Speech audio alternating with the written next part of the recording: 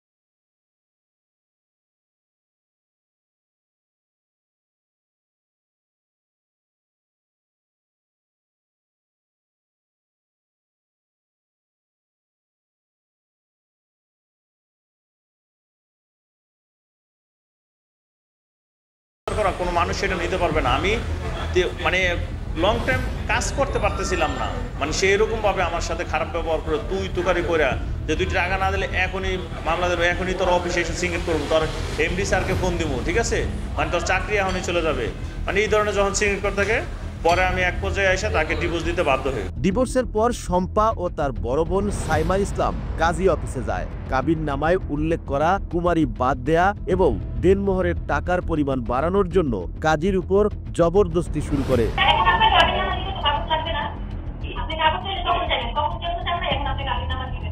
কাবিন টাবিন এই কর্মু সেই কর্মু বাড়াই দিচ্ছে, আপনারা কমাই দিলেন সে দেওয়ার যোগ্যতা আছে। এক পর্যায়ে আমি বলছি, ঠিক আছে তুমি যদি কাবিন নেওয়া বাড়াও, তা তুমি কি থাকতে চাও না? হ্যাঁ আমি থাকতে চাই।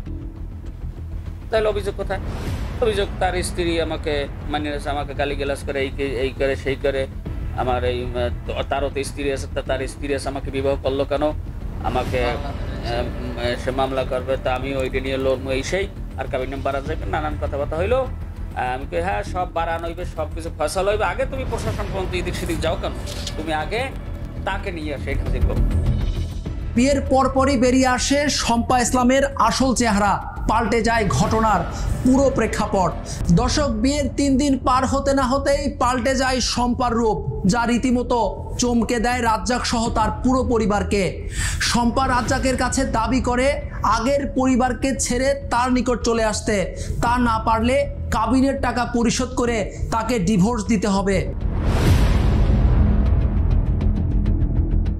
ঘটনার আরও বিস্তারিত অনুসন্ধানের জন্য অপরাধের খোঁজ টিমের এবারের গন্তব্য মুন্সিগঞ্জের লৌহজং সুরপাড়া গ্রাম, যেখানে শম্পার বাপের ভিটা। এবার অনুসন্ধানী সদস্যরা কিছুটা অবাক হয়। জানা যায় শম্পার বাবা মৃত নয়, এখনো জীবিত আছেন তিনি। আচ্ছা, উনি কি মারা গেছেন? আছে আছে আছে টাকা আছে। মারা গেছে। আরে না, ওই যে সাইমান আপনি কি কইলাম, পূর্ব তো মারা গেছেন। উনি কি বিয়ে দুইটা করছে? দেখা হয় শম্পার প্রথম শাশুড়ির সাথে। তিনি জানান শম্পা ইসলাম আসলে কুমারী নয়, ওনার ছেলে রাজুর সাথে তার বিয়ে হয়েছিল। সেই ঘরে একটি ছেলে সন্তানও রয়েছে। শ্বশুর বাড়ি থেকে টাকা হাতিয়ে নিয়ে নিজেই রাজুর সাথে বিবাহের বিচ্ছেদ ঘটায়। রাজুর পরিবার সেই বিচ্ছেদের কোনো কাগজপত্রই পাননি। রাজুর পছন্দের বিয়া বিশের শিশি লইয়া পুরা বাজার বইরা করছে। রাজু যদি বিয়া না করে তাইলে বিশের শিশি খাইয়া আত্মহত্যা করবে। হ্যাঁ, তাই ওই পছন্দ আমার পোলারও আসলে, আমার পোলাও সাথে পোলায় ওকে দুধের দোয়া না, দুজনের পছন্দই বিয়ে হয়েছে। এই ছেলে হইল, আমি হাসপাতালে গেলাম 22 দিন পর্যন্ত রাইন্দা বাইরা খাওয়াইলাম। সিজারে ছেলে হয়েছে, আমার তো নাতি ডিপোজ রাজু দেয় নাই, ডিপোজের বউ দিছে। এই লইও দুনিয়ার কেলেঙ্কারি হয়েছে। ফোন কইরা কইছে তোর আমি তালাকনামা পাঠাই দিছি, তোর মায় তালাকনামা পলাই দিছি। অপরাধের খোঁজ টিম এবার সরাসরি শম্পার বাবার বাড়িতে হাজির হয়। সেখানে দেখা হয় শম্পার মা ও বোনের সাথে, দেখা হয় তার আগের ঘরের ছেলের সাথেও। তোমার আম্মুর নাম কি? তোমার আম্মুর নাম কি? শম্পা। শম্পার বড় বোন সাইমা ইসলামের সাথে রাজ্জাক শম্পার বিয়ে নিয়ে কথা হয়। রাজ্জাক নামে একটা ছেলের সাথে গেছে, 7 তারিখে বিয়ে হয়েছে। আচ্ছা, তো বিয়ে তো হইছে, তাইলে প্রবলেম কি? প্রথম যে হাজবেন্ড ছিল তার রাজু, ওনার সাথে কি ওর ডিভোর্স হয়েছিল?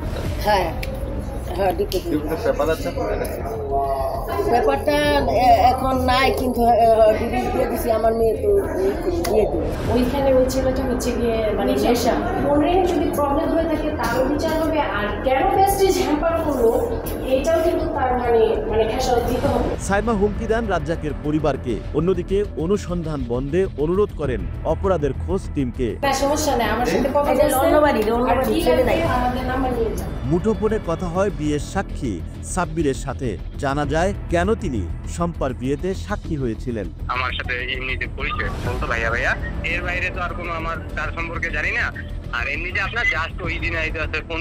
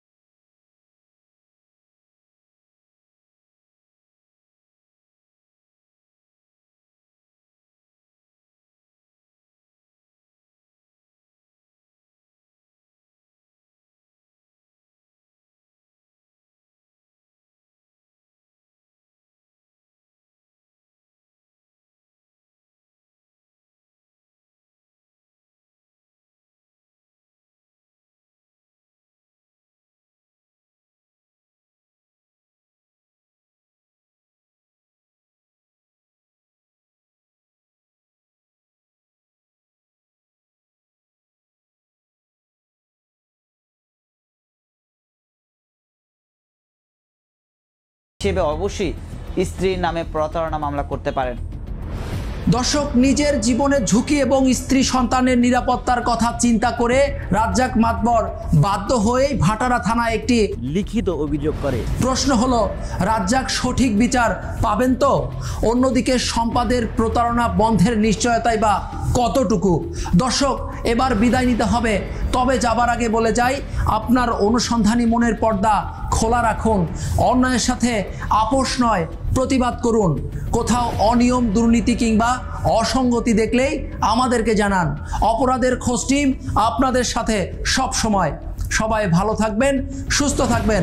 আল্লাহ হাফেজ।